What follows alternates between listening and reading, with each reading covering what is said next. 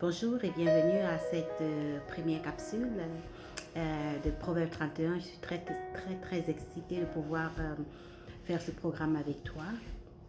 On va étudier un verset par jour du Proverbe 31 et on va découvrir des grands trésors dans ce passage. Alors aujourd'hui, c'est le 1er mars, c'est vendredi 1er mars 2019. Nous allons commencer par le premier verset. Je le lis. Parole du roi Lemuel, sentence par lesquelles sa mère l'instruisit. Ça, c'est le premier verset. Que nous dit-on dans ce verset-là? On nous parle du roi Lemuel. Qui était le roi Lemuel? Selon les recherches que certains de nous ont fait, certains théologiens, ou moi-même j'ai essayé de voir ce qu'il en était. Il paraît que le roi Lemuel était le fils de David et Bathsheba, donc Salomon, c'était une autre façon de l'appeler. Alors, cela nous introduit directement dans le vif du sujet de l'origine de ce proverbe 31, qui est donc en fait comme une sorte de, je dirais pas plaidoirie, mais je dirais une sorte de, de journal. C'est le mot qui conviendrait. Donc, c'est le journal du roi il nous donne de façon gracieuse. Et ce qui est étonnant ici, c'est de voir que ce proverbe, ce sont les pensées résultantes de la façon dont il a été enseigné. C'est ça qu'il nous redonne ici, là, dans ce passage-là. Donc, on voit qu'il nous parle des choses que sa mère l'a instruit avec. Donc, si on regarde la deuxième partie du verset, il dit sentences par lesquelles sa mère l'instruisit. Donc, ce sont les choses que sa mère lui a enseignées, ce sont les choses que sa mère lui a dites. Cela nous ramène à quoi? Cela nous ramène un petit peu à ce rôle essentiel de la femme en tant qu'institutrice, en tant qu'enseignante. Le rôle que nous avons, l'impact que nous avons dans la vie de nos enfants, en ce que nous leur enseignons des choses. Et comme on va le voir tout au long de l'étude de ce proverbe, on va voir que chaque fois que Lemuel se rappelait d'une parole que sa mère lui avait dite, c'est vraiment des choses profondes, c'est des choses énormes, c'est des choses essentielles de la vie. Donc on voit que cette femme a fait vraiment un bon job, comme on peut dire. Elle a encadré cet enfant, elle lui a enseigné des valeurs de vie qui fait en sorte que quand on lit le proverbe 31, on parle de la femme vertueuse, on parle de cette femme-là et on se demande mais qui est-elle? Qui est cette femme vertueuse? Ou d'où est-ce qu'elle vient? Elle nous paraît mystérieuse, mais tout au long de ce mois-ci, inquiétez-vous pas, on va la découvrir. Et vous allez voir que c'est pas difficile que ça de devenir une femme vertueuse. Il suffit d'être au bon moment, au bon endroit et d'être la bonne personne. Et je suis sûre que tu es la bonne personne. Alors, allons-y ensemble. Donc, le rôle de la femme en tant qu'institutrice. Beaucoup, je me ramène ici parce que la parole de Dieu est actuelle. Quand nous la lisons, on doit l'appliquer sur nos vies à l'heure actuelle. Comment nous la vivons, comment nous marchons avec elle, qu'est-ce qu'elle fait. Elle est la manne. La manne, ça veut dire quelque chose dont nous avons besoin aujourd'hui. Maintenant, appliquons ce verset dans nos vies aujourd'hui. Aujourd'hui, toi qui as un enfant, toi qui as 2 enfants, toi qui en as 3, toi qui en as 4, tu peux te poser la question, comment est-ce que je dois élever mes enfants? Comment est-ce que je dois comprendre mon rôle de mère dans la vie de ces enfants-là, dans la société? On regarde ici avec le roi Lemuel et ce qui vient vraiment nous toucher dès le premier abord, c'est cette caractéristique-là de cette femme. Elle a instruit son enfant. Alors, nous y pensons et nous y réfléchissons encore.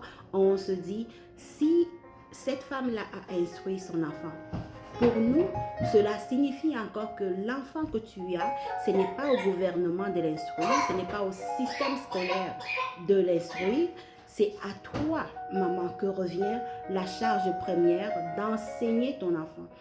Quand un enfant a des mauvaises manières ou a des façons mal polies de se comporter, qu'est-ce qu'on dit? On dit il est mal élevé. Mal élevé par qui? Par référence à la mère qui n'a pas fait ce qu'elle devait faire, qui ne lui a pas inculqué les notions dont il avait besoin, qui n'a pas été présente dans ce rôle pour lequel elle a été appelée. Donc, pour nous, chrétiennes, qu'est-ce que cela signifie? On se demande quelle est la qualité d'enseignement. Qu'est-ce que je dois apporter à mon enfant? De quoi je dois lui parler? De quoi je dois le protéger? Comment faire pour bâtir son estime de soi? Comment faire pour bâtir en lui une personne vraiment rempli de, comment dire, de capacité, d'assurance, et qu'il ne soit pas comme un lion, qu'il ne soit pas non plus comme un tapis que tout le monde va passer dessus. Donc, comment faire pour le faire dans ce monde-ci et comment arriver à faire de cet enfant-là quelqu'un de rempli, quelqu'un d'accompli et faire face en même temps à tout ce qui se passe aujourd'hui dans la société. Comment élevons-nous nos enfants? Quelles sont les choses que nous leur enseignons? Quelles sont les choses que nous privilégions pour leur donner, pour qu'ils grandissent, pour qu'ils s'affermissent? Est-ce que nous-mêmes, nous sommes déjà assez équipés en tant que mère? Est-ce que moi, en tant que mère, j'ai ce qu'il me faut? Est-ce que j'ai le bagage qu'il faut pour le lui donner? Si on ne l'a pas, ce n'est pas trop tard. On peut toujours, il n'est jamais trop tard pour apprendre. On doit toujours apprendre. L'être humain a la capacité de s'adapter à tout. Donc, si en ce moment tu te dis, mais je n'ai pas ce qu'il faut, je ne sais pas ce qu'il convient de lui donner, je ne sais pas comment le nourrir, je ne sais pas comment prendre soin de lui, il faut s'informer. Toutes les informations sont ouvertes, sont disponibles pour nous aider à rappeler et à accomplir nos rôles de mère. Donc, dans ce premier passage-là, c'est vraiment cela que je retire de ma méditation ce matin. Comment instruire mon enfant? Quelles sont les façons par lesquelles je peux parvenir à donner une bonne instruction à mon enfant? Comment faire le discernement aussi sur les choses qui sont enseignées dans les écoles, par exemple, ou à la télé, des affaires comme ça. Comment être une bonne mère? Comment être une bonne mère? C'est quoi une bonne mère? Qu'est-ce que c'est qu'une bonne mère? Selon Dieu. Et quand je regarde, je me pose la question, je vais fouiller dans la parole pour voir c'est quoi exactement une bonne mère. Donc tout au long de la semaine prochaine, on va aller dans tous les versets. Il y en a pratiquement 5 ou 6 là, qui sont la suite des choses, des différents domaines, qui sont des domaines très importants, très stratégiques, là où l'ennemi peut vraiment détruire la vie ou l'avenir d'un de vos enfants. Donc, faisons-y attention et nous allons regarder cela pas à pas au fur et à mesure que nous avançons dans le passage. Donc, nous retenons aujourd'hui, journée numéro 1, le rôle de la femme en tant que institutrice, en tant qu'enseignante, en tant que celle qui élève son enfant. Élever un enfant n'est pas juste l'avoir à la maison et le garder, et c'est pas une poupée, c'est pas un jouet avec lequel on peut mettre quand on veut et mettre quand on ne veut pas.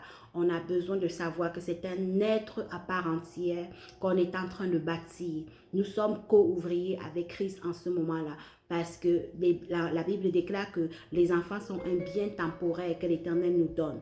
Donc, s'il nous donne ces enfants-là, c'était bien temporaire, ça veut dire qu'ils ne sont pas avec nous pour un temps aussi long que ça. Ils peuvent être avec nous jusqu'à peut-être 18 ans ou 21 ans pour les plus chanceux et puis ils s'en vont, ils vont faire leur vie. Ça veut dire que la période même où nous devons donner l'enseignement à l'enfant, on doit y faire aussi attention. Il y a des moments où l'enfant n'est plus enseignable du tout, ce n'est pas le moment. Si tu as raté entre 0 et 5 ans pour lui donner les principes de base, le respect, l'amour, toutes ces choses-là qui sont importantes, qui font de l'enfant un enfant de son âge, ça devient difficile. Quand il est déjà courbé, quand l'arbre est en train de grandir, là, vous voyez en agriculture, quand un arbre est en train de grandir, quand il est tout jeune, on met des balises, on met des périmètres autour de cet arbre, on attache des affaires pour que cet enfant puisse grandir tout droit.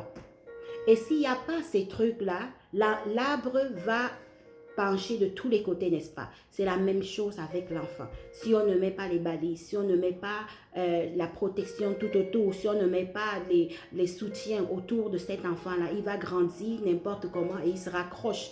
Et on aura fait un individu qui va être à problème dans la vie. Donc, prenons soin de nos enfants.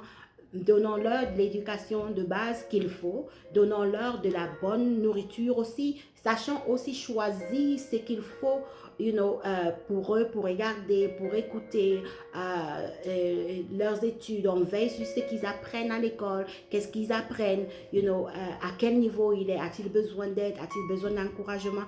Tout cela fait partie de l'enseignement. Mais le plus important, c'est surtout de t'assurer que ce développement spirituel de cet enfant est en train d'aller dans le bon sens. Parce que des fois, on peut être à la maison avec des enfants et puis ils sont dans la chambre, ils sont dans un endroit, on ne sait pas ce qui se passe dans leur vie et on a l'impression qu'on peut passer à côté. On peut passer à côté. Donc, là, encore, pourquoi est-ce que ça revient à la mère? Parce que là, ce n'est pas un dogme. Ce n'est pas pour dire que c'est aux femmes d'élever leurs enfants. C'est pas ça. La femme doit en autant que l'homme élever son enfant. Mais il y a un lien qui existe entre l'enfant et la mère que depuis Adam et Ève, ce lien a existé. Rien à faire. Et généralement, c'est elle qui passe plus de temps avec l'enfant, c'est elle qui passe plus de temps avec lui. Donc, il faut qu'elle fasse attention donc, à la croissance de cet enfant-là, à lui enseigner des bonnes choses, à lui enseigner des choses qui sont dignes d'être enseignables. Comme ça, tu seras sûr que l'enfant-là va être un investissement pour toi que tu vas récolter dans le temps favorable. Merci. Première journée.